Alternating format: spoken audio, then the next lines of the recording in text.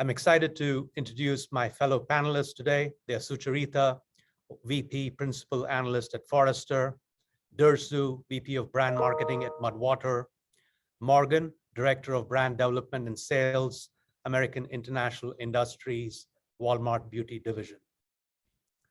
What we're hoping to accomplish in this webinar and share with you some real-life experiences and case studies, an understanding of the changes in digital marketing over the past few years and the impacts that has made on the customer acquisition costs and customer lifetime value for retail, D2C, and e-commerce brands. Just this morning, IAB released a survey that pointed to a 35% jump in internet advertising, digital marketing, the maximum, the most it's been in the last 15 years. So this is a really macro trend and a big meaty subject. And we hope to share with you some of the case studies and strategies that large retail brands like Walmart and innovative direct-to-consumer brands like Mudwater are utilizing to keep customer acquisition costs while increasing customer engagement. So the key takeaways that we'd like the audience to get from this webinar is real-life case studies, and we've intentionally picked two products, Walmart, which is makeup, cosmetics, and Mudwater, which is an innovative product, to understand how their strategies are not just looking at acquisition and looking at retention, but how it impacts the user journey and user experience, because the experience is tied to how we reach and communicate to customers. In terms of the format, we will leave 15 minutes at the end of the webinar for Q&A. We would definitely love to hear your questions. We'd like to keep it as interactive as possible.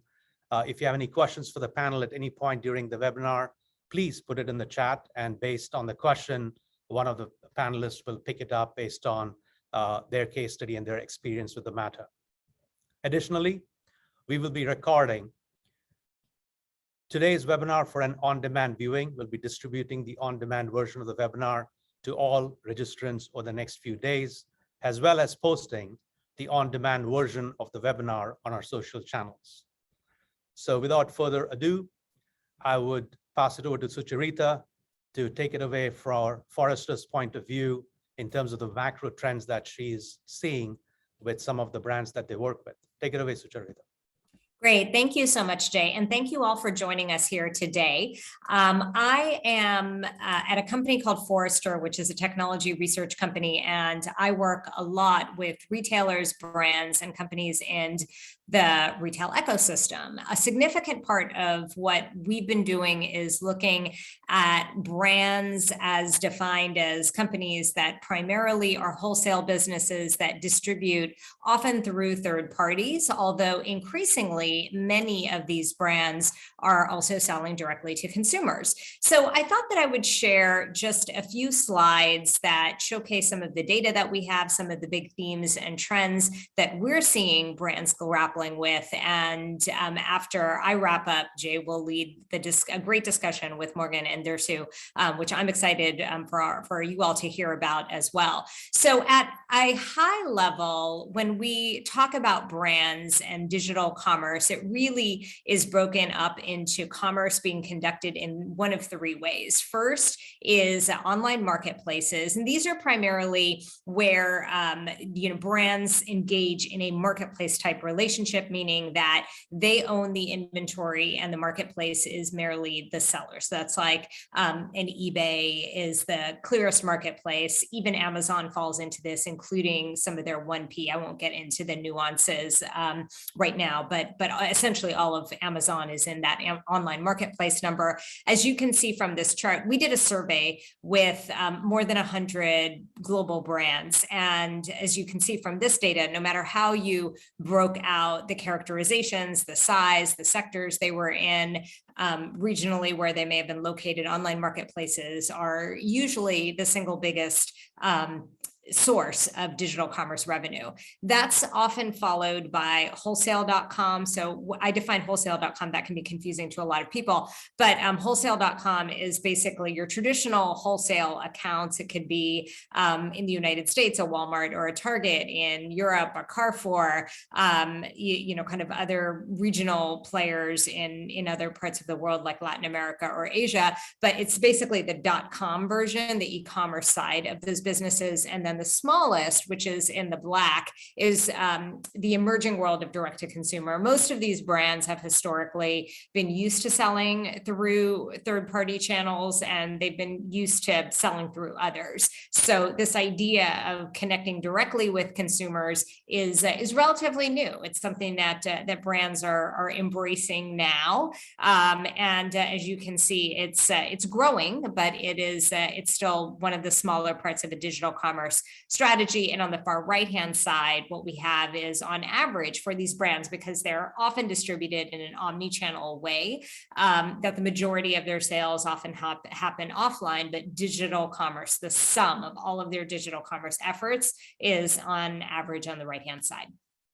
Now, I want to talk a little bit about each of those different tactics, because they all have pros and cons, and Morgan and Dersu are going to talk about some of their approaches to how they've addressed different forms of distribution. Marketplaces, as I'd mentioned, is the biggest. It's the one that gets the most attention, but it's also a double-edged sword. It comes with a lot of challenges. On the one hand, brands love marketplaces because they're relatively easy. It's easy to get them set up. The technology is pretty turnkey. It generally delivers sales pretty quickly, and often the reporting is good enough to meet a brand's needs, at least what brands have historically been used to, which is just sales units sold.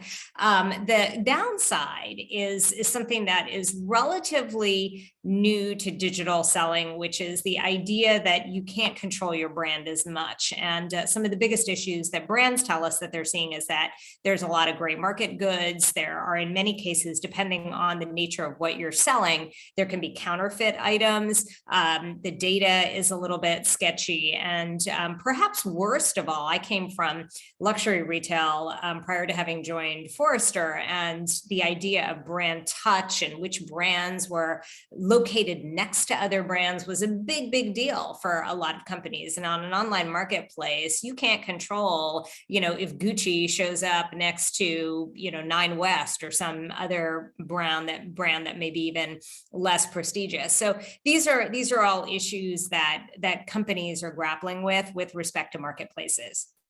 On the other hand, when we're looking at direct to consumer, there are increasingly lots of benefits that DTC is offering. Now, the challenge to DTC is that it's just foreign to a lot of brands. They haven't been used to it. They aren't used to things like single pick, pack, and ship. Their logistics are just set up to moving pallets going to large accounts. But the benefits that so many brands, and certainly companies in the fashion industry, were some of the first to embrace this. We've seen other sectors like consumer electronics or appliances embracing this. Even we're seeing some of the late movers to digital, like CPG, finally embracing this. But the benefits really from DTC are that there's great customer data. There's all that coveted first party, in some cases even zero party if you have a loyalty program. There's that coveted data about who's buying your stuff and what are they buying in a basket and where are they located and what else are they looking for. Just gold from a market research standpoint. And then in many cases, this DTC information, these DTC sales are also usually higher margin. If they're not higher margin, I usually then go back and question, kind of maybe there's something that is awry in, kind of the supply chain and operations of a brand. But for the most part, it's this great first party data and it's profitable. And as you can see, and you can control a lot of the issues related to gray market and counterfeit. Now that was the brand point of view, what they liked. And what I will also point out is this is direct quotes from shoppers as to why they increasingly are also shopping directly with brands. I think that was something that was a myth that a lot of CPGs for years would hold up, like, oh, nobody's going to come to my website. My website is, all I sell is a razor. So who's going to come to my website? And what this insight basically tells me is that consumers absolutely are, open to going directly to brand sites. But more importantly, some of these marketplaces have shot themselves in the foot because they haven't regulated the brand presence. And there's all kinds of gray market merchandise and old merchandise or merchandise that may not be trustworthy. And in light of that, consumers actually believe that the place to get the most authentic merchandise and the highest quality merchandise is often directly from the brand.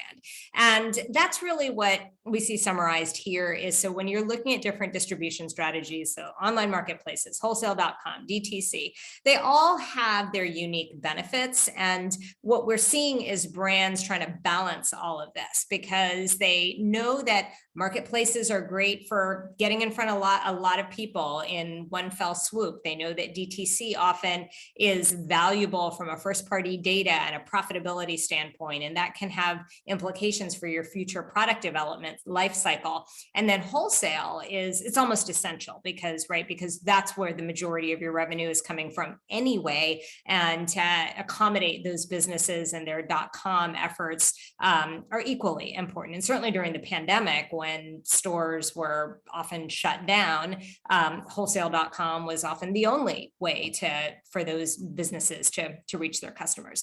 So we talked a lot about digital commerce selling. The one other thing that we'll probably talk about that is a big theme that we're seeing is the growth of retailer media networks. And this is basically wholesale company, like those Walmarts of the world, leveraging some of their biggest assets, which is foot traffic, which is eyeballs, and then basically selling media on top of it. So I think this is a big deal. I've been saying this is a big deal for a long time because you basically created a new form of media. Media used to be radio, TV, billboards, and then it went to like digital advertising on the internet and paid search. And this is yet another form of media. And it's a big, huge form of media because these are eyeballs that are far, far down a purchase funnel, farther down a purchase funnel than perhaps any other form of media other than maybe shopper marketing in a physical store.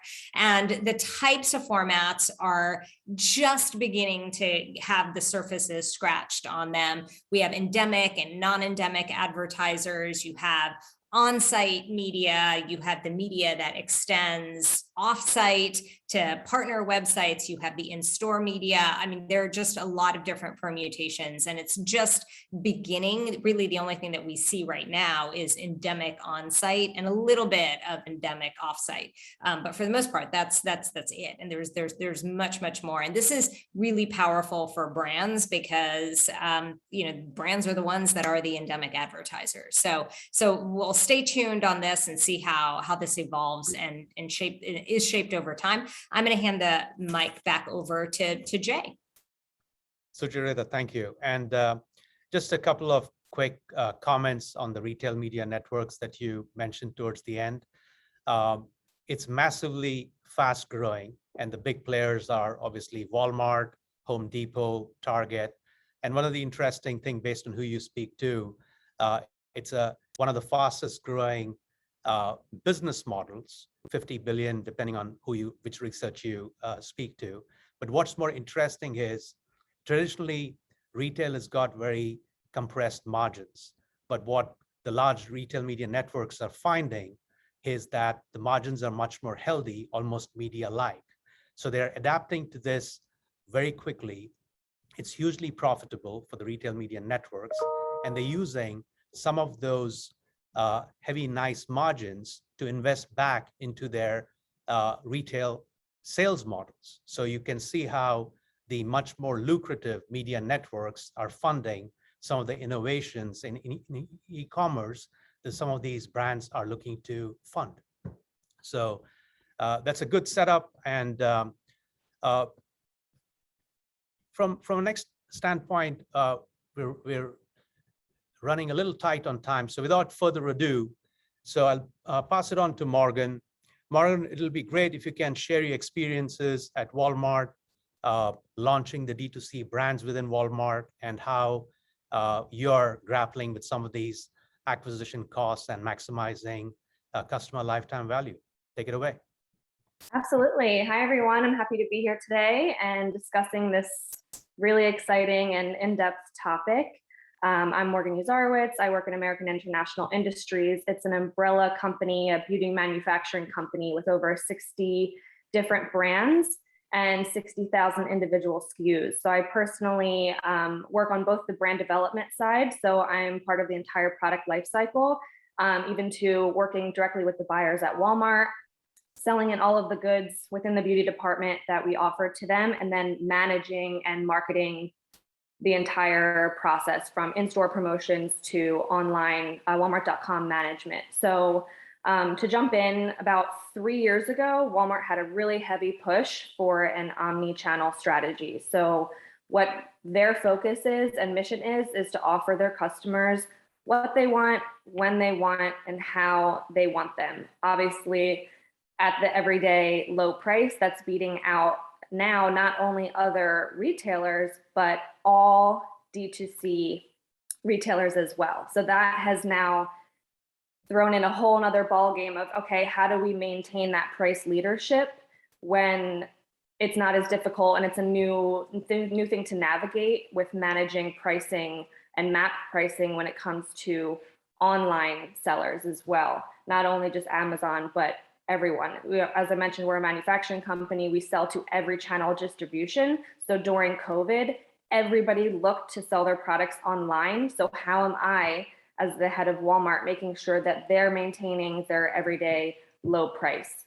So in addition to wanting to have the customer have what they want, when they want, how they want it, that speaks to having any customer be able to have a product shipped from store to their home, shipped directly to their home from a fulfillment center, pick up from store, shop in store.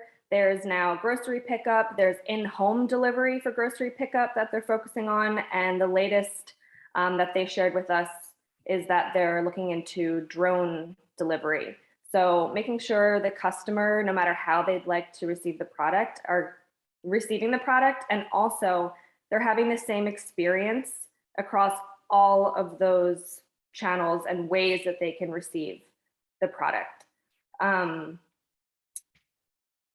So that's what I'm managing. I mean, it's pretty much a lot. So I manage not only our own D2C brands in-house, but then also the D2C for Walmart. So how has that evolved? So Walmart used to have a separate Walmart.com team that was based on the East Coast. And over the past 2 years, they've combined the teams. So now the in-store buying team is also handling the .com buying, which has been really helpful for myself and I think all suppliers in managing the .com assortment. Walmart wants basically your entire portfolio. So for me, coming from a larger company with multiple brands and hundreds of products, having to figure out how to manage that and effectively and efficiently upload all of those SKUs, as well as manage all those SKUs, market all those SKUs, advertise all those SKUs, has been something that the company has been working through and evolving, and basically just through trial and error and learning together over the past 3 years. Fortunately, we're a vertically integrated company, so we have an in-house social media team, we have an in-house digital team, we now have in-house advertising, media advertising, so it makes it easier to work collaboratively. Some of the third parties that we've brought in to help with different areas of our marketing strategy and digital marketing strategy, it makes it a little bit more difficult because I feel like we're all learning as the market has changed and evolved and continues to evolve so rapidly. You have to work very quickly and efficiently, but at the same time, we're all learning. So it's nice to have an in-house team to directly work with and kind of grow with. And we've definitely evolved in our strategies, you know, starting from like grassroots influencer outreach to now using a third party with AI that allows us to really geo-target and find strategically the influencers that we want to partner with to authentically support our brands. 3 to 5 years ago, we were, you know, trying to reach out to these huge influencers that were asking for all of this money. Yes, they had this great reach, but it wasn't really providing a return on your product. Was it really authentic? I think everyone saw as influencers became more and more popular that the authenticity was going away, especially from those macro influencers. So then there was a switch to, okay, let's work with more micro influencers and build authentic relationships. Let's really target those influencers that align and authentically support our brands and our products. And then how can we leverage that? Another way that we've evolved is product display pages. So having to set up, as I mentioned, hundreds of SKUs online and quickly, we didn't necessarily do it right the first time around. We didn't know about SEO. We didn't know about what type of description and bullet point and key information and keywords needed to be in different products under different segments. We didn't necessarily have a full portfolio of brand assets to really build out imagery and video for each of our products. So that's been something we've been working on for the past 3 years, and then having that being managed, organized, and then implemented not only to our own D2C sites, but to our affiliates, so Walmart and any other key retailer that we work with. Everyone has different processes, everyone has different forms and formats, so navigating that has been really interesting, but I think we've gotten to a really good place.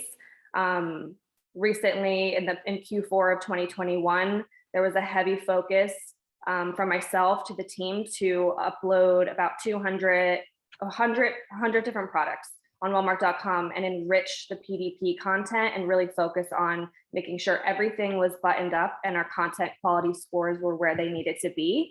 And that has in turn, in the past 3 months, returned with a 30% increase in POS on those specific SKUs just from enriching the product content. Not doing any advertising or anything on top of that, but just making sure that the customer is getting the level of content that they're expecting, that I expect, and we all expect when we're shopping online. And then beyond that, now it's like, okay, how do we incorporate the content that's really being received well on our social platforms? So user-generated content performs better than our branded content. So how can we incorporate our UGC onto our PDP pages? And that's something literally I just had a conversation with yesterday with one of my VPs, because we do have a 3P that's now offering that. It's the newest offering for product display pages. So you can make sure it's just syndicated and automatically updated all of your PDPs with your UGC. So you have fresh, constant evolving content for the consumer to see that we know, because we can track on our socials, is driving conversions for our products, basically. Hey, Morgan, if I may interject, for the benefit of the attendees who may not know what PDP, if you can just spell it out. Oh, I apologize. Product display pages. So when you search a product online and you go to the product page, right, that is what a PDP is. So your product display page encompasses your imagery, your product description, and all of your key information. If there's a video, if there's dimensions included, anything that you want to say about a product that you think the customer wants to know in order to drive a conversion. So a sale, is what we're focusing on. And all of those things are constantly evolving and changing as algorithms change. And basically, if you have a really great PDP page, so product pages, if your pages have a great content quality score, you're going to get a better position on the website. Right. Is there a case study or a campaign that springs to mind that excites you? That it's not just about the sale or the results, but I'm sure you work in an exciting category. It's very high touch. It's deeply personal. You mentioned things like authenticity, how you moved away from the macro influences to micro, which tends to lend itself to authentic brand experience. So any campaign, case study, or tactic that you remember with fondness in the last, let's say, year and a half? We run multiple campaigns. So this year we have a lot of exciting new items. So we fall within the beauty category. So under eyelashes and nail color, categories that are really, really hot right now. So we've been focusing on a lot of PR mailers. So creating really unique, engaging packaging and presentation to send out to customers, and then partnering with a few of those micro influencers on paid partnerships for video creation, so Reels and TikToks. I've been really excited. There's one specific brand that I oversee that has had a difficult time on social media because of the nature of the product, and having TikTok come into play has just turned the business around. Not as if it wasn't doing well, but it's just on such a high trajectory now. It's more of a fashion solutions brand, so things that are unseen. If you've ever heard of fashion tape, double-sided clear tape, that are little solutions that you wear under your clothing. So how do you show that to the consumer? Now these influencers are so creative and make these amazing videos where they can edit and show and really showcase our products. And that has gone viral on TikTok. So to have like viral videos without a huge marketing spend really support our brand, that has been something that's new and really exciting, and something that I want to focus on more for our internal brands. But it's interesting to see that that platform doesn't necessarily work as well for all different types of products. So it's still like a learning process, but that's something that's extremely exciting. Yeah, you touched on something that hopefully we can cover off in the next few minutes, which is which social platform lends itself to a certain kind of a customer experience, because they all are very different in terms of not just the audience that they attract, but also the customer engagement that they offer. So hopefully we'll have some time to get into it. And we have some questions trickling in. We'll finish our narrative and then we'll take questions that we start to get in. So keep the questions coming. Morgan, anything else you want to squeeze in before we hand the microphone to Dersu? No, I can keep going. So we'll pass it over to Dersu, and if anyone has questions, I'm happy to answer them. Yeah, great point. So Dersu, I'm a die-hard entrepreneur. I love war stories about how you take a innovative product, not mainstream, and build a brand around it. So go for it. Yeah, hi everyone.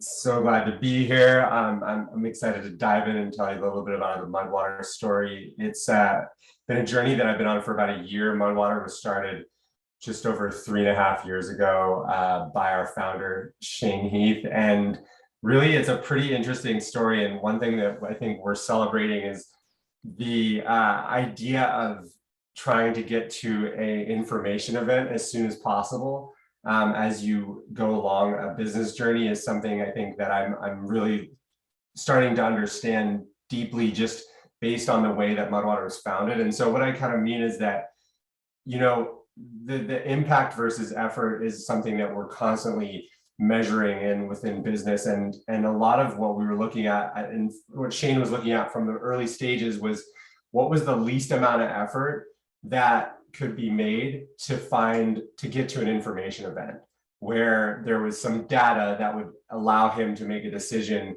to move forward or to pivot or to evolve how his business looked. And really what the beginning of Mudwater looked like was Shane realizing that he was feeling anxious around coffee and drinking coffee and didn't have fully positive side effects.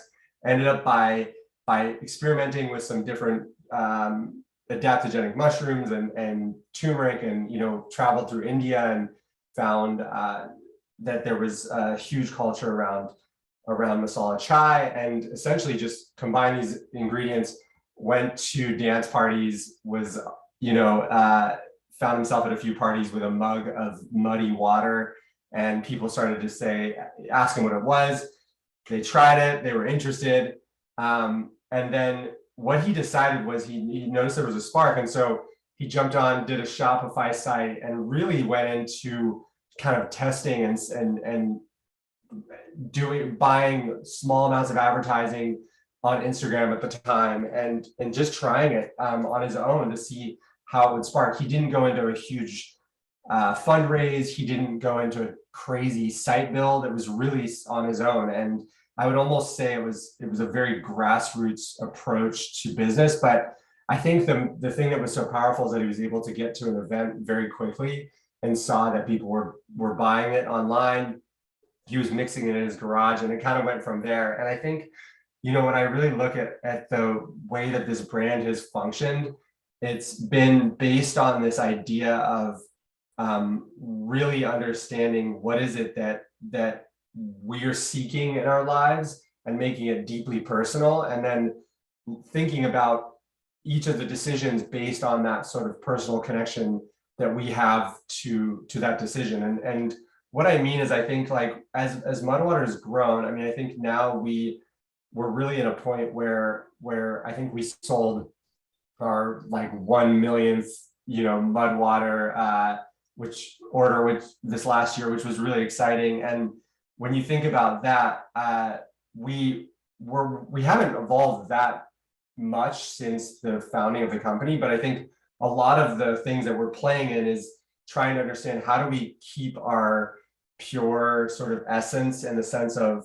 the way that we feel about health and wellness, but also not make it so it doesn't feel approachable. And I think really we're looking at trying to inject ourselves in a lot of the decisions that we make. And I think more specifically, like just thinking about kind of my background, I come from a background where I have really looked at storytelling as like a major point of differentiation for the products that I work on and help sell. And I think really looking at like within our company, how can we really disrupt the conversation around health and wellness? And I think a lot of times these brands that we've seen out there have been incredibly niche in the way that they speak, and it's a lot of times really off-putting and a little bit alienating for a lot of people who might not be full-fledged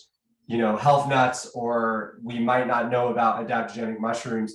But how do we really create a bridge between these two worlds and make it much more approachable?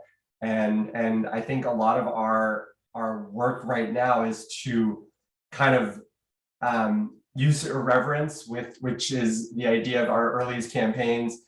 We had an F Your Coffee campaign, and what we found really quickly was that people were deeply offended. They really didn't want anyone to criticize coffee, and it's one of those things where I'm a coffee drinker as well, which I probably shouldn't say too much. Yeah, we've got coffee drinkers here, and I think what we really wanted to do though with that campaign was to just stimulate a conversation around coffee and why were people so deeply offended if you criticize coffee or ask questions about it. And it really sparked our first campaign, which was Dethrone Coffee, and this idea that we're really not mad at it, but we're just disappointed. Does it really keep us feeling positive throughout the entire day? And just checking in with people, like, how do you really feel? And I think what we realized is a lot of people actually were struggling just by the fact that we asked the question. We found that people were kind of curious if hey, you know, in the afternoon at 2 o'clock, what's happening? Why am I having these severe crashes? And we started to build stories around that and to really kind of have conversations around, okay, well, like, what does that look like in a marketing campaign? And I think in the simplest form, it looks like messaging that's you know, F your coffee would be seen as probably being not the best marketing positioning because it's going to offend a lot of people. But we did find that it got people's attention, and there was then this conversation where we could ask a question like, you know, what is your relationship with coffee and how do you really feel?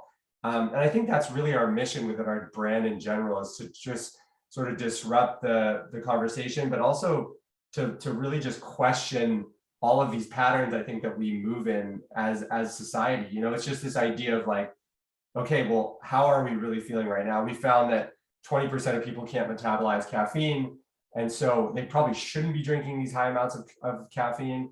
And then the other big findings that we found is that, you know, we have a lot of anxiety that's been compounded by drinking of caffeine. You know, you have a lot of people who are struggling with that. So, I mean, I could go on and on about kind of our major positions, but I'd love to, I mean, I don't know if, you know, Jay, if we want to talk specifically about kind of what we're looking at as far as my background in creative. And I know one of the questions we had talked about, which was this kind of, how has this helped Mudwater in its acquisition and user retention campaigns? I could talk a little bit about this, or is there anything specifically you want me to touch on? Actually, we could, yes, we would love to hear from you. And just to put it in context for the attendees who may not have the exposure, I think when we were brainstorming, I think a week ago or whenever, I thought it was, I was curious how authentic storytelling endorses the brand, which is still trying to put a very niche new product in the marketplace. So we hear a lot of stories about you can't fake authenticity. There's something about how now the consumer is in charge and they are able to pick up vibes of what is real and what is not real. So that was what jumped out. So yes, I would love to, you know, we have some time. I think very often what is lost in performance marketing and getting new audiences is how creative and storytelling and authentic, you know, narrative can impact that brand experience. So love to hear. Take it away. Yeah, and I want to also hear from Morgan here, because I think, you know, you mentioned the influencers and moving to micro influencers, and, you know, it's interesting.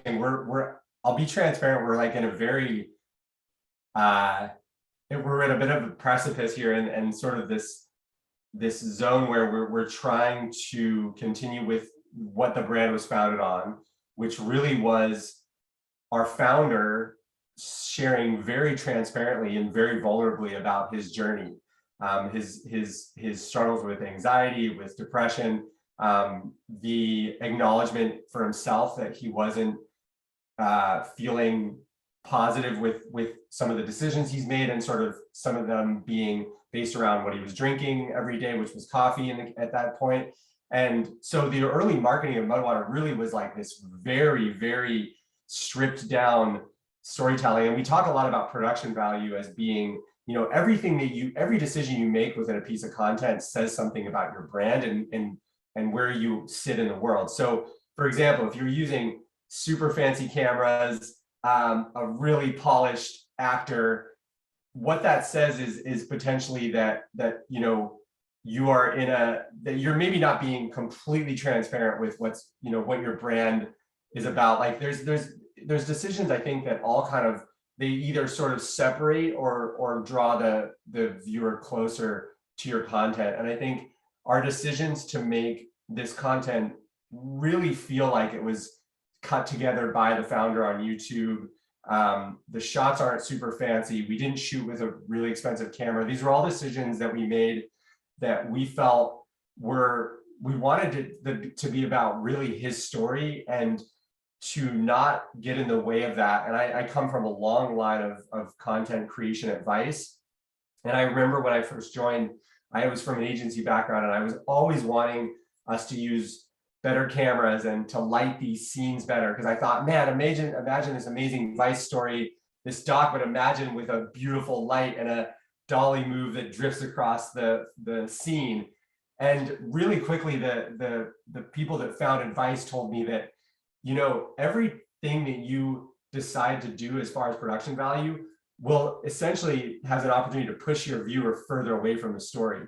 And the reason that people resonate so deeply with a lot of this kind of content that's more raw, especially you'll find that within TikTok and with a lot of the platforms right now, is that the stuff that feels more DIY, more UGC is really resonating more because it feels real. And I think the decisions that people make where they do decide to do a higher production value shoot for a commercial, I think a lot of times there's a place for that, because, you know, if you want to show your product being used in a really high polished place, then that can work. But we're at a point right now, just to kind of cut to the chase, is that we're realizing that the stuff that's working is this sort of UGC influencer created content, and we keep trying to push sort of our content that's a bit more entertaining and I think has like a little bit more of a script to it, and that might, you know, have a comedic angle. And we're finding that, yeah, this does a great job to build brand, but it doesn't necessarily have an amazing direct response. And we're finding that the actual content that does have the best response is this stuff that feels like a genuine selfie shot, you know, someone who's fallen in love with our product. And we're in this point right now where it's like, well, a lot of the influencers that we're using don't actually love our product, and it comes across. And in the past, we were running every single ad that we created. And I think we're at this stage right now where we're realizing if there's a point where we at any point in this piece of content creation feel like in our gut that this isn't someone being authentic, we're not going to run it. Because even if it's a good piece of content where someone's, you know, feels likable, if it's not clear that this person actually likes our content, or sorry, likes our product, the message we're sending to the world, in my opinion, is that we're lying and we're being dishonest, because it's clear this person's getting paid to represent our product, and it comes across that way. And I think when you see the real content that performs well for brands, it's super believable. And I think it's like there's a couple different avenues, and I'll wrap up this rant here, but this idea that like everything you do as a brand says something about who you are. And I think there's the idea of honesty, and you do have opportunity to have fun and be scripted and to create a commercial that's like clearly not, you know, real people, it's actors. But if you do that, there has to be an agreement between you and your audience that's like, hey, just so you know, this is something that's entertainment, and we're gonna have fun with this. But our audiences are so brilliant, and people are so smart, and they can understand what you're doing. You know, the jokes, I think we're not pulling any fast ones on anyone. Everyone's clear about what this marketing looks like. But I think that the opportunity we have here is to really leverage authenticity. And I know that, Morgan, you mentioned that from the start. I'd love to hear your thoughts, if you have any, around this, because I really think this is the crux of being a successful brand online, is figuring out how to crack this. I couldn't agree more. I mean, I know we're running out of time, but really quickly, from what you said, I align with it completely. And it's a different approach for beauty, and beauty standards have completely changed and evolved. I think in the past 5 years, I've had a really big push and focus on my specific brands within the category to focus on inclusivity and diversity, but evolve. Beauty is constantly evolving and changing, and it's more competitive than ever. During COVID, beauty skyrocketed, and self-care and wellness.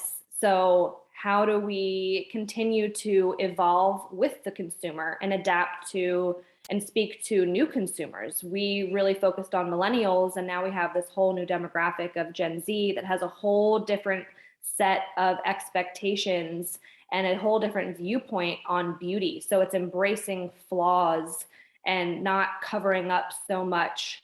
So, and being playful and creative and having our brands and our beauty products really promote self-expression and self-love and acceptance. So, but also having fun and speaking to different demographics.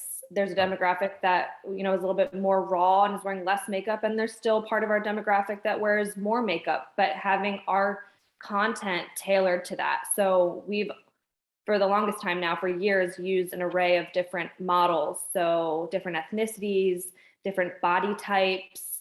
We're now introducing males. We have grown, or even our brand team is extremely diverse and includes males, females, all different ethnicities. So even becoming more transparent with that, and having like a meet the team added to our websites, where you can have pictures that are more lifestyle and not so sterile, and saying something about each person. You go into Phil's Coffee and they have little Polaroids and little sayings, hey, I'm so-and-so, and I like to do this for a hobby, and this is my favorite drink. It brings you, like, it connects you to that brand, to that business. So same with beauty, you're constantly adapting. And to your point, yes, UGC performs best. It's authentic, but authentic UGC. So really nurturing those relationships, making sure customer service is fantastic, but also nurturing relationships with your fans, with your influencers, with this group of beauty gurus that love and support your brand, nurturing those relationships, treating them really well so they authentically continue to create that content for us and tag us and are supporting, because that is now, with syndication, is what we can link to our product display pages and is going to help drive those conversions and spread that authentic brand imagery and messaging and storytelling to consumers and be consistent across all platforms. Hey, Morgan, sorry to interject, but I want to make sure we have some time for questions as well. So thanks for those comments. And Dersu, you mentioned the word vulnerable, and I found that brands that are vulnerable actually bounce back from setbacks. Yeah, you know, if you reflect on, you know, the brands that you admire in your personal life, at least in my experience, I actually back the brands that are real and vulnerable. And Morgan, I thought it was counterintuitive. It also speaks to authenticity, where makeup is less about covering up the flaws as opposed to being proud of it. So in some ways, I thought that it was very powerful, those two comments that you made. So we all know marketing is part art and part science. So you guys spoke of the sexy topics: brand building, authenticity, creativity, all the, good stuff that has roots in brand building. But I think at Theorem, what we try to do is look at the science of it, which is how do you make what you guys described real in the real world, this needs to be, deployed, whether it is implementation of strategy and technology, and how do you bring it all together. So I think early on, we touched on how a lot of D2C brands start maybe on a social channel until the third-party deprecating came in. Facebook was go-to, right? But that's disrupted. Morgan, you mentioned the experimentation with TikTok. So what we are finding is that to go from 0 to 5 to 10, a social channel or two lends itself very well, because you get the response, you're able to scale out. But how do you build a much more sustainable marketing, digital marketing effort that is a lot more holistic, as opposed to just using one or two social channels as a beachhead? So we found that different social channels play a different role. Pinterest is very powerful in home decor, right? So Snap and Instagram is a lot more, teenage millennials. There are certain products, makeup being one of them, that lends itself very well. So what we found is, how can we help our customers and brands go from 1 or 2 points of entry and beachhead, which works very well, but all it takes is one macro trend and change in terms of the third-party cookie, and it kind of plummets down. So the ability for us to make recommendations for our customers, how do you look at customer acquisition at scale, holistically, that includes variety of different social channels, variety of different biddable media, and any other channel that it might be possible. Retail media network is a new incumbent. So we encourage the very broad holistic view of acquisition strategies, because your storytelling and your brand building needs multiple touch points. If it's just in one channel, then it doesn't do justice, both from an economic standpoint. If your lifetime value of your customer is not greater than your cost of acquisition, the math doesn't work out. That's one. In terms of customer retention, what we are finding is, because of the first party cookie making a comeback, then loyalty is key. So you work so hard to get that one customer in, then how do you make sure that they maintain that brand loyalty in terms of having that ongoing touch point? And that's very difficult, because there are multiple touch points in your client base, especially if you are a much niche product, then it's very hard to find that audience that you want to target, but even harder to keep getting in front of them across different channels. So what we help our clients do is the ability to look at customer acquisition holistically and come up with much more cost-effective and sustainable customer retention strategies, because we heard from both of you. One is a niche product, much more innovative brand, scrappy, incumbent taking on the big boys. Whereas even within Walmart, you have D2C brands. So Walmart is probably a lot more structured, but both have similar challenges. And we look at it in a much more broad standpoint. So I want to make sure that we have time for questions. We're coming up in the last 3-4 minutes. The question, I'll read it and I'll open it up to the panelists. And Sucharita, feel free to chime in. How does affiliate marketing play within your overall marketing strategy? Do you see more focus on affiliate marketing and community commerce?